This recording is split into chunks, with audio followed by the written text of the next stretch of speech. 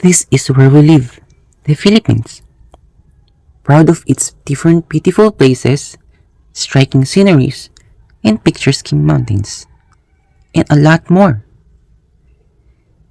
It is also colorful as its festival, people, and of course the food. Who can argue about how lechon melts in your mouth like butter, right? But part of reality is what you are about to see.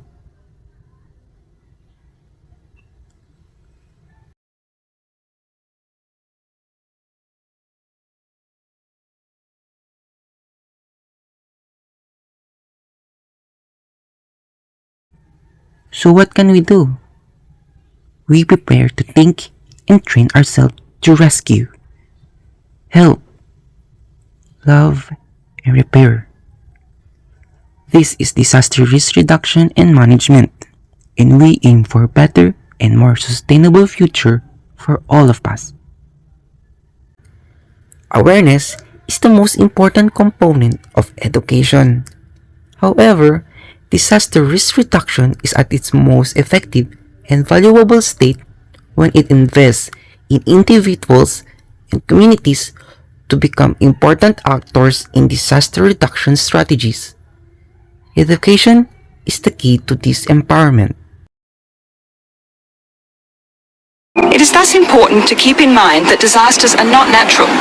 They only occur when people lack preparedness or the ability to cope with hazards. We can use the following formula.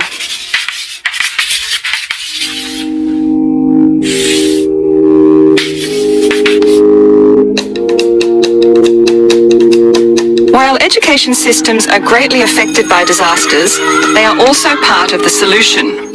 Education on disaster risk reduction can provide life-saving information and skills that protect children and young people during and after disasters. Education has a vital role to play in preparing communities and building disaster-resilient societies and safe lives. Schools should be built to be disaster-proof. In the case of Japan, this saved many children who survived because they were in school. Disaster risk reduction should be introduced into school curricula and programs. This will ensure that learners understand the causes and consequences of disasters and know how to act when a disaster strikes. Learners should also participate, for example, in mapping school hazards, risks and vulnerabilities around them and in developing school disaster preparation plans. This gives them the opportunity to learn by doing as well as testing their newly acquired knowledge in practice. The entire learning community should work on safety measures in preparation for a disaster.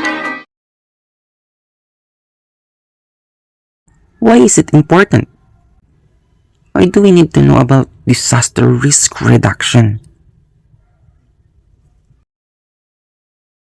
Disaster risk reduction education is crucial for all communities living in a disaster-prone areas.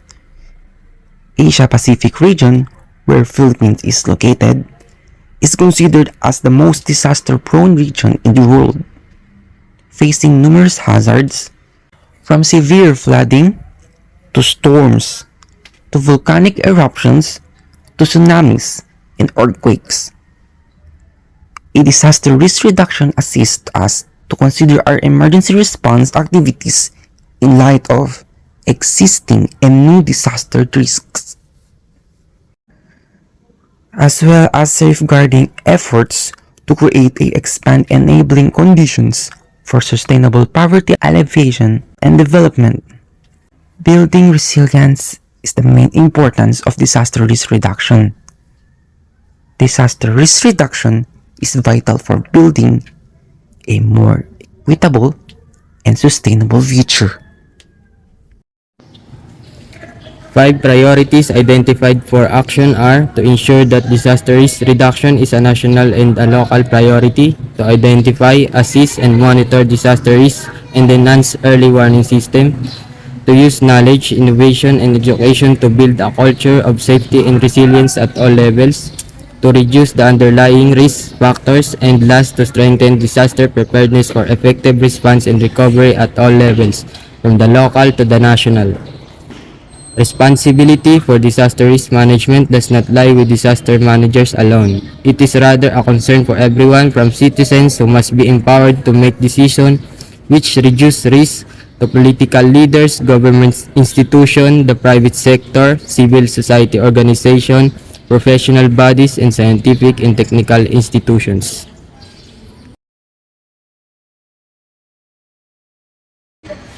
Risk communication must be clear and simple. In our current times, to communicate risk effectively with population and families and individual is essential for everyone to be better prepared when disaster and crisis hit.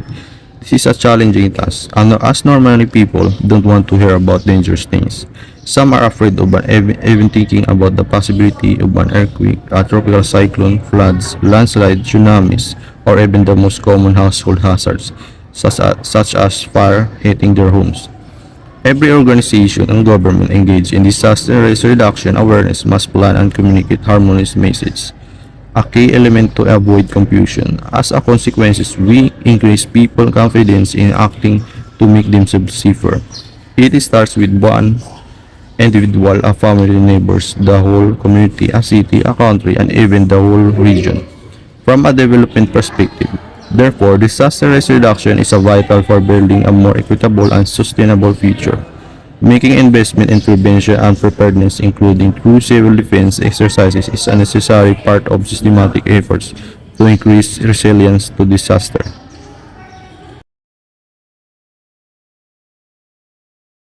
Why disaster risk reduction is important during and after emergencies. A disaster risk reduction approach helps us consider our emergency response activities in light of existing and new disaster risks. This enables us to design or adjust our activities so that people and communities become safer and more disaster resilient, as well as safeguarding efforts to create and expand enabling conditions for sustainable poverty alleviation and development. Disaster risk reduction tools and approaches will prevent relief work from rebuilding the vulnerabilities that made people prone to similar disasters. Disaster risk reduction also provides valuable insights into the underlying factors of vulnerability to hazards and the features of those hazards. It helps us to identify and map local capacities to cope with these hazards. Ultimately, the DRR or disaster risk reduction approach helps us conduct effective disaster response while reducing risks that similar disaster will reoccur. It also ensures that our emergency response does no harm by replacing or reinstating critical vulnerabilities.